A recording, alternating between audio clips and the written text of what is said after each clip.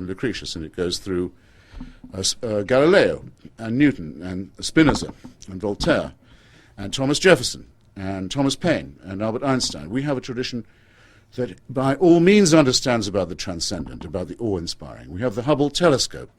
We have the pages of Stephen Hawking.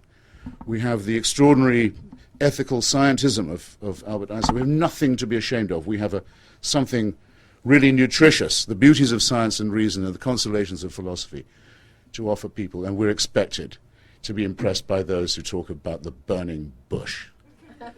So, time for resistance. To the extent that I can help to ignite it, I'm very proud for myself.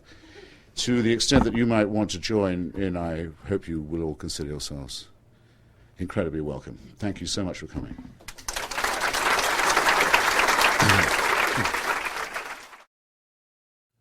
Mr. Hitchens, I wonder if I could trouble you for a couple of things. By all means. Like you, I'm a refugee from the Church of England, which Alistair MacIntyre described on the front of Encounter in about 1960 when Honest to God came out as, "It is the Englishman's religion that there is no God, and it's useful to pray to him from time to time." These are the chains we have to shake. First of all, as to the power of prayer, I'd like you to comment on the thought that it is actually demonstrated by Pat Robertson, who prays for more space on the Supreme Court, whereupon Rehnquist drops dead. This merely proves that Pat Robertson is a bad shot. And secondly, and more seriously, what comfort can you give us after all these terrific oratory, and I appreciate it, that you will not do a Malcolm Muggeridge on us and wind up an ass on the back of a donkey on BBC Two, traipsing around the Holy Land, mouthing sanctimonious pomposities? Love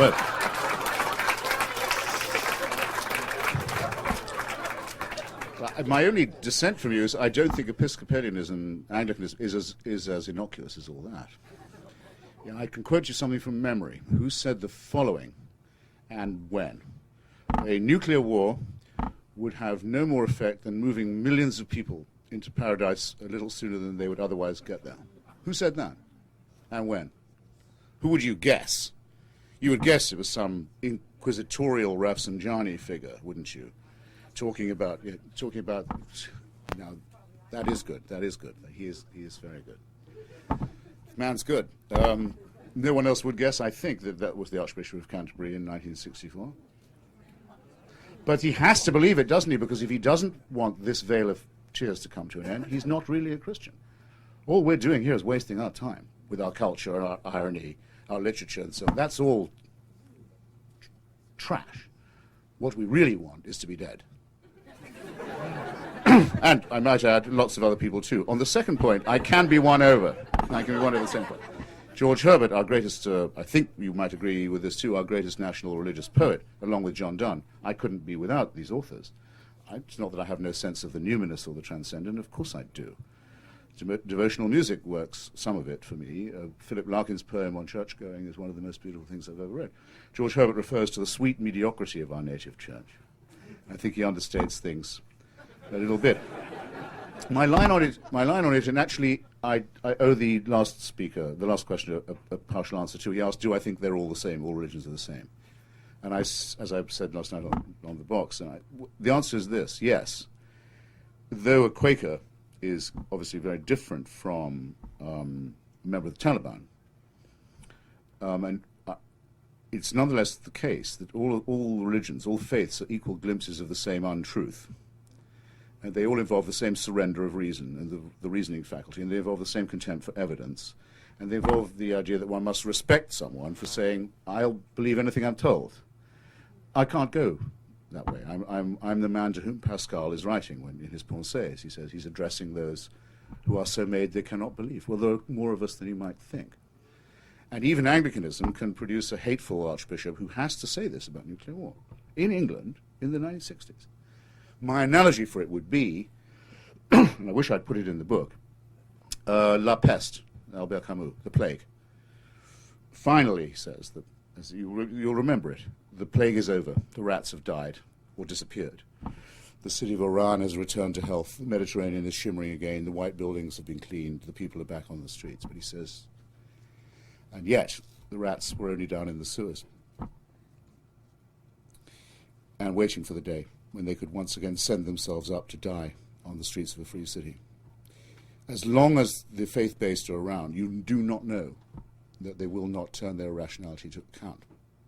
And it can come to you from the Pope, it can come to you from the Archbishop of Canterbury, and it can come to you from what had been for a long time a very pacific and passive religion. Shia Islam can suddenly proclaim an Ayatollah and the end of the world and the coming of the 12th Imam. You don't know.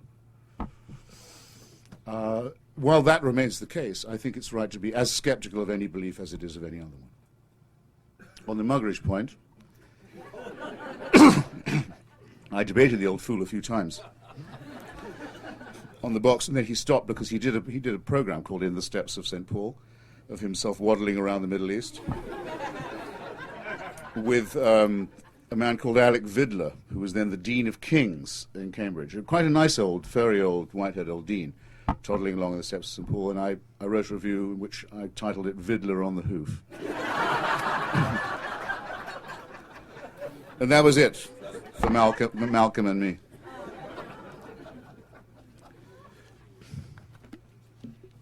Mr. Hitchens, I've appreciated very much your fierce and courageous support of the U.S. effort in Iraq.